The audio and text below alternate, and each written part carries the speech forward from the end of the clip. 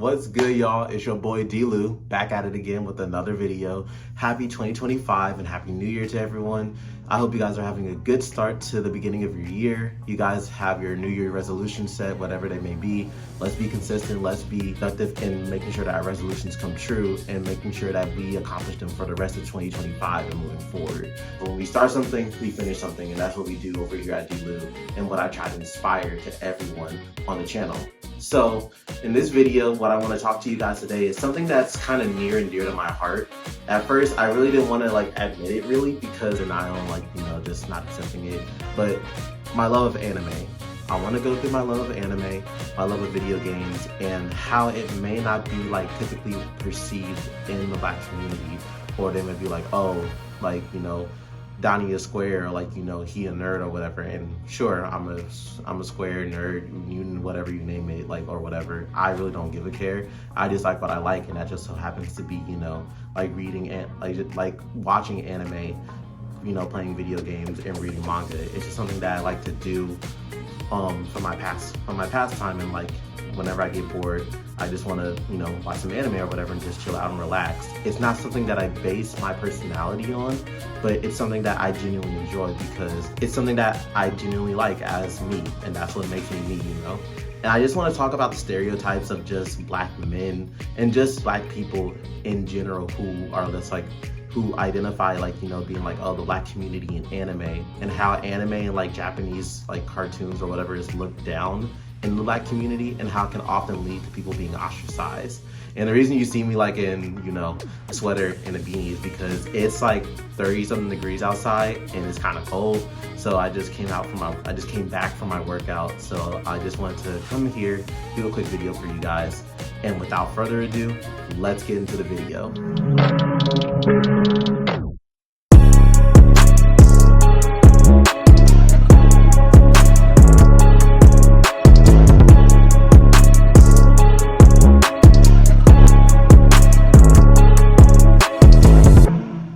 So, anime. It's a very touchy subject within the Black community. Some people may like anime, some people be like, oh, that's that childish stuff, that's childish, or it's fake, oh, you weak, you a nerd, you a square, and they may look down on you for it. I have my certain, critiques where it comes to anime too, so I want to uncover that all within the video and just cover my thoughts on it, just talk about what I think of it in the Black community, how it applies to me, and how it applies to the wider community in general, and how it often leads to ostracization to certain people, but also how you can find community groups, and how it connected me and some of my friends in anime, and how it brought me to my community as well. So, like we always do, I always want to start at the very beginning. I was kind of not born into anime or whatever, but I have an older brother, and he's 3 years older than me. So by the time that I was born, he was 3. So he would be watching Pokemon, Yu-Gi-Oh. We had the little Yu-Gi-Oh dual disc or whatever, and the Yu-Gi-Oh cards, and a Yu-Gi-Oh DVD set. So Yu-Gi-Oh technically was my first anime from what I remember. Yu-Gi-Oh! Duel Monsters with Yugi and Kaiba and all of them, and Battle City and all that. So that was my first anime, and as a little kid, you often are wondered in awe and fascination of what you see on the screen, all these different monsters, how dramatic anime can be, when people screaming Kaiba, and just stuff like that, just the dramatic screams, the animations, the voice acting, just the awe of it, it's just something that you are drawn to as a kid. You see all the flashing effects, you see the monsters, you see the fighting. You don't really pay attention as much as a story when you're 2 or 3 years old, because that's when I actually remember vividly remembering watching Yu-Gi-Oh or whatever. And it's just something that I took note of, and I was oh, it makes me feel this way, and I'm kind of hyped because I wanted to copy and mimic and just be oh, I got the dual discs, I got the cards, so I could just play this here and kind of reenact it. And I thought it was cool, genuinely, the costumes, the character designs, just how it made me feel, And I know people would just be oh, well, what you found as a kid should be left as a kid, and what you discover in your adult years, it stays with you, and you should move on from childish things. but everyone has their different niche. Like with cartoons, for example, some adults like SpongeBob, some adults like, don't like SpongeBob or like regular show, Chowder or whatever. And like, even to this day, they still like it and talk about it and be like, oh, these are good cartoons. And there's literally whole channels based off of cartoons that have like a good following and good writing, So I remember that. And then I believe when it came around pre-K or kindergarten, that's when I like started paying attention and I found out about a little bit of Dragon Ball and then Naruto. So when I found that out about Dragon Ball Z Kai specifically, it was on Nicktoons, and like the promos really did a good job in capturing my attention. It was like, oh, get ready for the series premiere of Dragon Ball Z Kai. And the theme song to Dragon Soul, which was sung by Vic Mignogna, did a really good job in like capturing the emotion of what Dragon Ball felt to me, at least. And like, what little did I know that it would draw the attention of everyone else, and it was like the emergence of Dragon Ball. Because I didn't know that Dragon Ball aired in the 80s, and then by the 90s or so, it was done. Or that's when the manga finished, and then you had GT. So when it came on, I was like, maybe 5 or 6 in preschool and pre-K and kindergarten. And then it finished, I would say around 2nd, 3rd grade or so. But I was watching that in congruence with Avatar: The Last Airbender. And that also, it's not really considered an anime, but like, it was like an animated cartoon. So it really, to me, I considered it anime back then. So just the storytelling and how wonderfully pieced together Avatar: The Last Airbender is, the certain themes that it has, and just like, the characters, how relatable it is, and like the writing as well. Like, I think it could be critically acclaimed that like Avatar: The Last Airbender is, if not one of the best or the best animated cartoons of all time. And it appeals to the child audience, young adolescent, adult, and even like the mature adult audience, and just the themes of what it presents and the character growth of people like Zuko, people like Aang, and accepting responsibility from running away from his problems. And then Zuko has the greatest character arc ever within an animated antagonist, from an antagonist to a protagonist, So once Avatar finished, I finally dedicated like my whole time to Dragon Ball Z Kai. And then that's when I was like, okay, Dragon Ball is something cool. But I kind of caught the gist of it. I was just like, oh, Dragon Ball is mostly like, just a bunch of dudes like, powering up, screaming, and like, but there is story in there. And just like in the beginning, like, I would say my favorite arc in Dragon Ball is probably like the Saiyan Saga, because I was like, okay, Goku died within the first 2-3 episodes, so like there are consequences in it. Even though he's dead for a year, like he's still gone. And if like, he dies again when the Saiyans come back, then he's gone forever. So it showed like there were real consequences. When Yamcha died, you felt the emotional impact. If you watched Dragon Ball Z or Z Kai, you felt the appeal of like when Yamcha died, because it's like, dang, one of the OGs died. Then Ten Shinhan died. Then Chaozu blew himself up and sacrificed himself just to kill Nappa, but it didn't work. And then Piccolo died. So like, there are moments where if you're genuinely invested in the show and you actually give it a chance, you won't write it off to where it's just like, oh, if you like Dragon Ball, you're not a real anime fan, So I think that's why like I have such a bias to Dragon Ball, because like the growth and like how Piccolo really was just like, he was the son or the reincarnation of Demon King Piccolo. He just changed overall, and it took Goku's son to change him. He was like, oh, you're not so bad after all, from what my dad told me, from what your father was.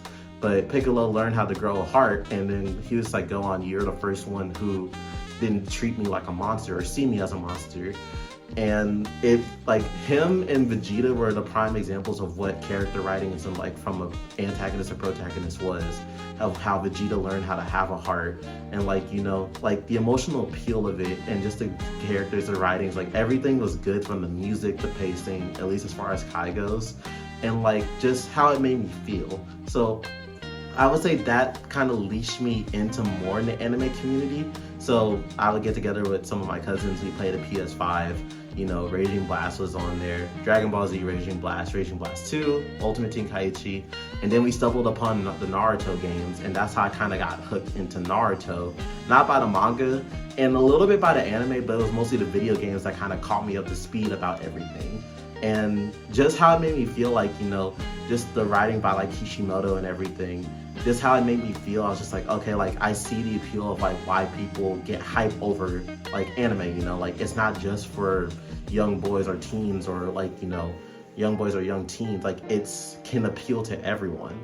And it's consumer friendly, even though there are some scenes that in anime and just anime in general that may not be for like, you know, kids, but overall it's targeted to young kids. And I think that's like, you know, one of the big problems within the anime community where, or just the like outsiders looking in, they'll just be like, oh, anime's perverted, like it often leads to like other anime that may be like more sexually influenced if we're keeping it real, you know? They'd be like, oh, if you watch anime, like you're watching like, you know, like anime corn pretty much. And it's just like, no, we don't watch that. Like, sure, there are people who mostly associate anime with anime corn and like, you know, they may overemphasize like, you know, like girls and like sexualize them to where like, you know, they sexualize their breasts and like just sexualize them because of their age and like make them look very older and more mature than they are.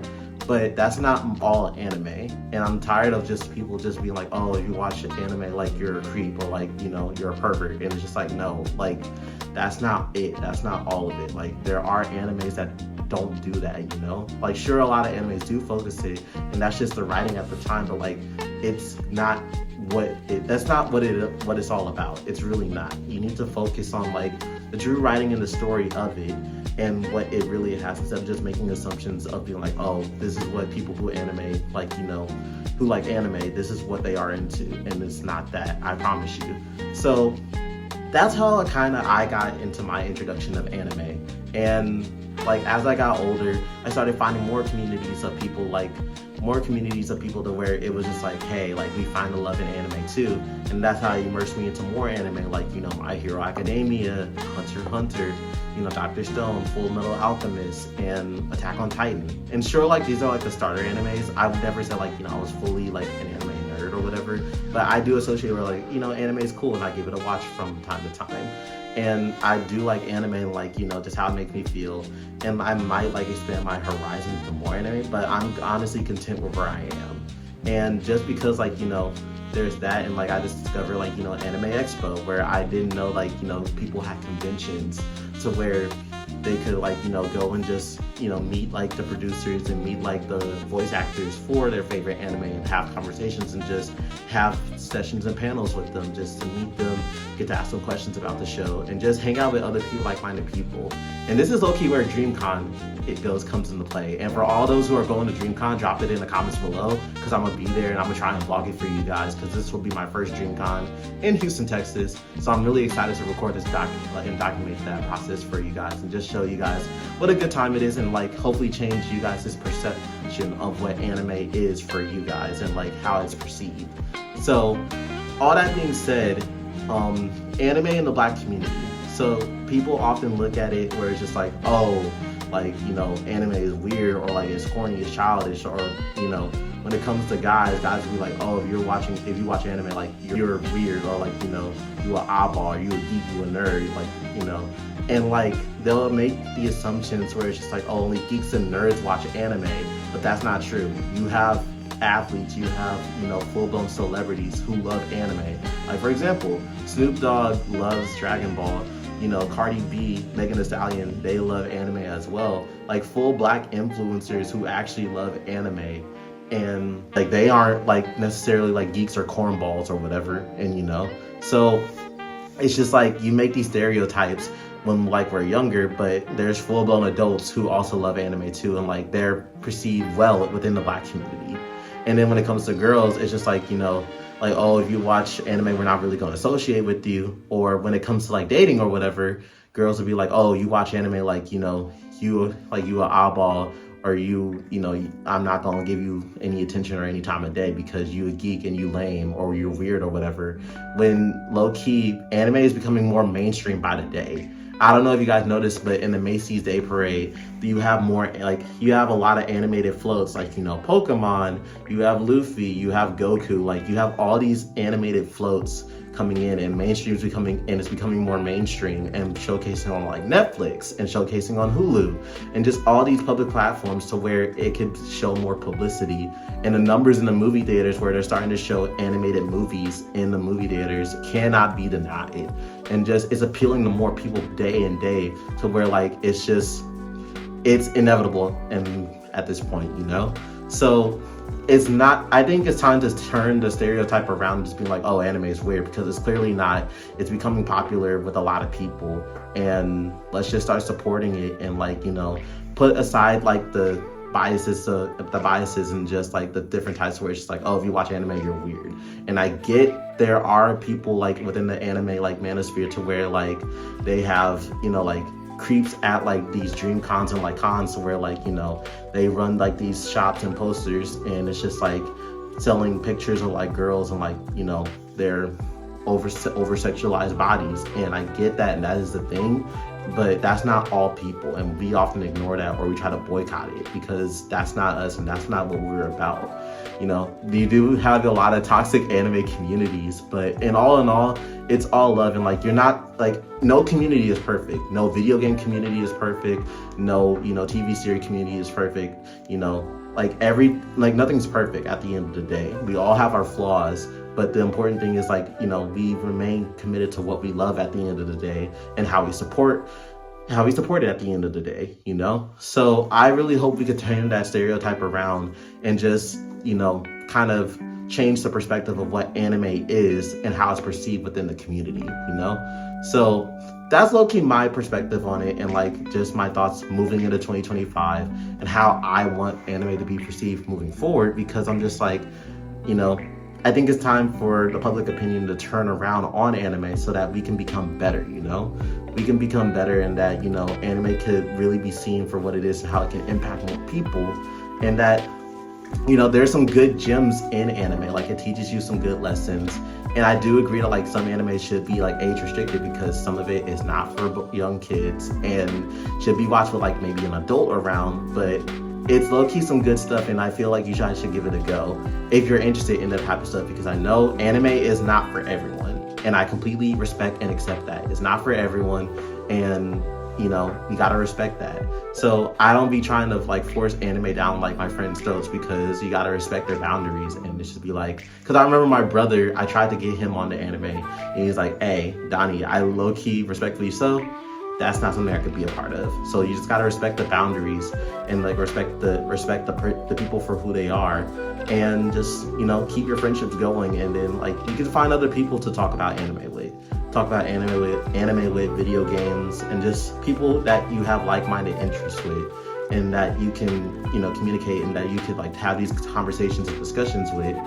You just gotta go out and find your communities, you know? So I kind of wanted to keep it a little bit short and simple, because this is something that I'm very passionate about, but I know I can go on and on and on about this topic, but I just wanted to keep it short and simple and just voice my 2 cents on it. So let me know what you guys think about anime. Like, what's your favorite anime? Do you think anime is cool, or are you in the space where it's just like, nah, it's lame, like it's for, you know, geeks and nerds and all that? Let me know in the comments below. Let me know what your favorite anime is if you go to anime expos, or what's your favorite anime if you go to anime expos, video games, or just what you like in general. Drop it in the comments below. Make sure that you like, comment, and subscribe so that we may all grow together, and that we could be the best people that we are and who we're meant to be. As always, it's your boy D. Lou, signing out. Peace.